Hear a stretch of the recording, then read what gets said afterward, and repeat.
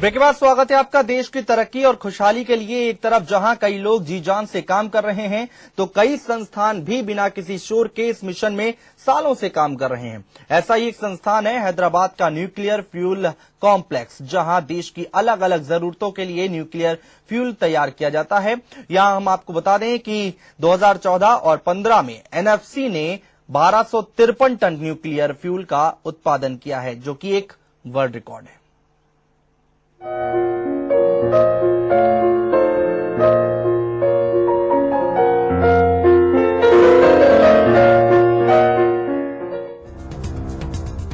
ये लोग बेमिसाल हैं, इनका काम बेमिसाल है, इनका जज्बा बेमिसाल है और ये संस्थान बेमिसाल है। ये है हैदराबाद का एनएफसी। एनएफसी यानी न्यूक्लियर फ्यूल कॉम्प्लेक्स। चाहे भारत के परमाणु रिएक्टर हों या सबमरीन या फिर सैटेलाइट लॉन्च व्हीकल, सबको जिसकी जरूरत होती है, जिस फ्यूल से ये चलते हैं, वो न्यूक्लियर फ्यूल बनता है इसी एनएफसी में।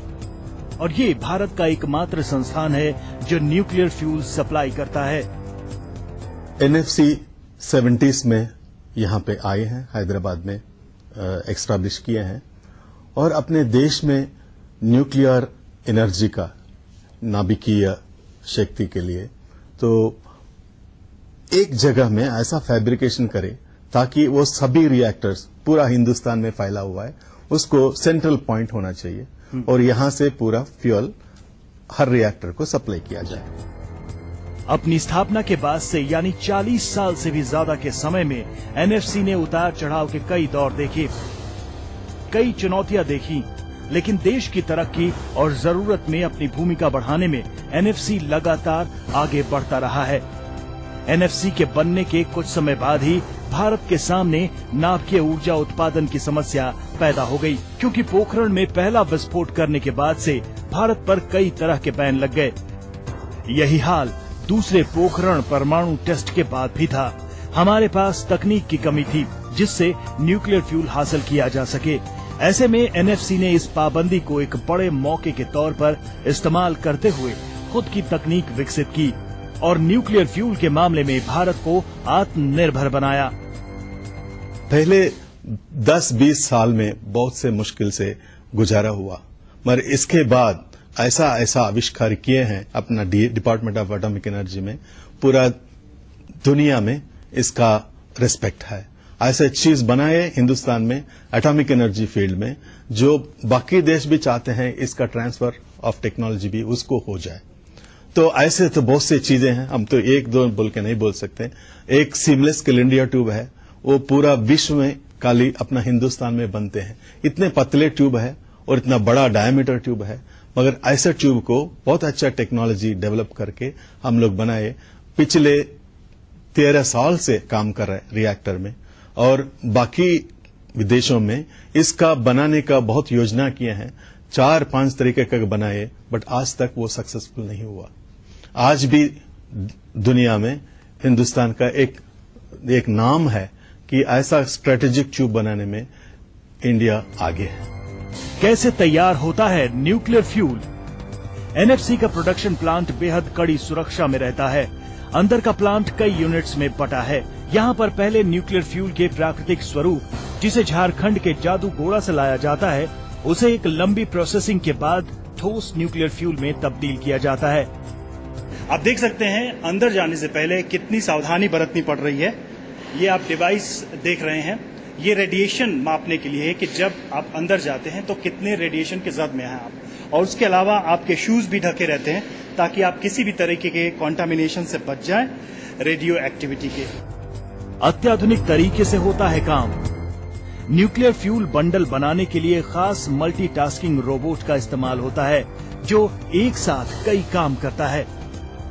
All such 19 elements are being welded with this end plates on both sides. ये 19 रॉड्स, 19 रॉड्स एक बंडल बनते हैं। उस बंडल से आपको 220 वाट मेगावाट रिएक्टर में 220 मेगावाट रिएक्टर में इस्तेमाल कर सकते हैं। So these 19 elements are being welded together by using special fixtures and robotic end plate welding machine, wherein robot है जो देख रहे हैं robotic welding machine है. This robot is handling two machines simultaneously, so that you can get better productivity. NFC ने तय लक्ष्य से कहीं ज्यादा फ्यूल का उत्पादन किया है, वो भी अपनी तकनीक से।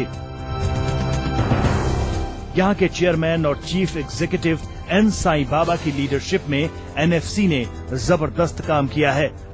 इसका मैं सोचता हूं कि देशभक्ति है। मैं आज देखते हैं कोई प्लांट को जाते हैं तो बहुत खुशी से उसके चेहरे पे देखिए आप, तो खुशी से काम करते हैं। न्यूक्लियर शब्द सुनते ही लोगों के जहन में सीधे न्यूक्लियर बम की कल्पना आती है, लेकिन सच तो ये है कि ये ऊर्जा का एक विशाल स्रोत है। देश को ऊर्जा के क्षेत्र में बहुत लंबा सफर तय करना है। एनएफसी इस सफर की शुरुआत करने वाले उन अहम संस्थानों में से एक है जो चुपचाप देश के लिए काम कर रहे हैं, बिना किसी शोर के, बिना मीडिया की चकाचौंध के, क्योंकि एनएफसी का लक्ष्य भारत को नाभिकीय ऊर्जा के क्षेत्र में नई ऊंचाइयां देना है, ताकि एक दिन हर जगह रोशनी हो, उजाला हो, खुशी हो, संपन्नता हो। Ravi Mishra, ETV news, Hyderabad.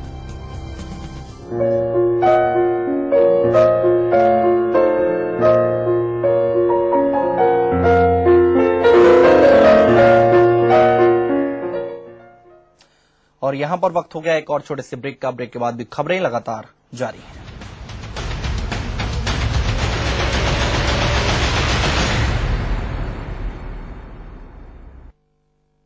Wi-Fi hotspots, Wi-Fi office, Wi-Fi home, and